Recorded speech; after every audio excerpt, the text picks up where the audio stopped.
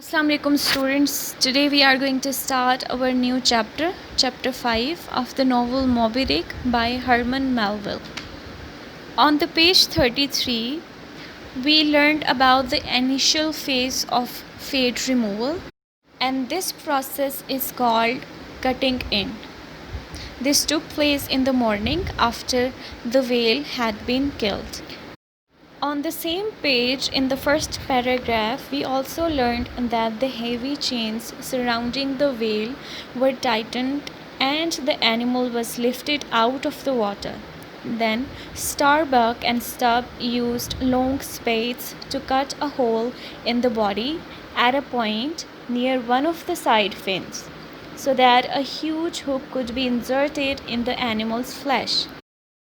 On the same page, we have an extensive explanation, and the explanation has been given on how to remove the blubber and spermaceti from the black whale. Extracting the spermaceti from the whale's head was not an easy task, and Starbuck chose Testigo to carry out this challenging task. But at around the 18th or 19th bucket, the harpooner stood up and, to the horror of those watching, slipped and fell into the red pulp of the whale's head. Here we are talking about Testigo. While removing the spermaceti, Testigo falls into the red pulp of the whale's head. Now panic broke out on deck and things were going wrong. The ship nearly overturned and many sailors, including Ishmael, were knocked off their feet, and suddenly the whales had disappeared under the water. Here on the second last paragraph, Queequeg doesn't think twice and jumps into the ocean to save Testigo.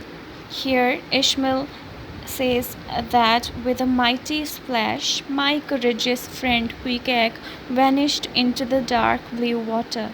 Minutes passed, but there was no sign of either harpooner. Just as I began to fear the worst, Queequeg bursts out of the water, pulling Testigo with him. The crew applauded wildly, and a small boat was lowered to bring the pair back on board. This is how Queequeg saves Testigo. At the end of this chapter, on page number 34, when Ishmael asks Queequeg about his heroic act and says, "How did you manage to save him?" Queequeg replies, "It was easy. I simply cut a hole in the whale's head and pulled Testigo out. Remember this lesson. You can achieve just about anything if you have enough faith and courage." This is the most important message, that if you have enough faith and courage, you can achieve anything in your life.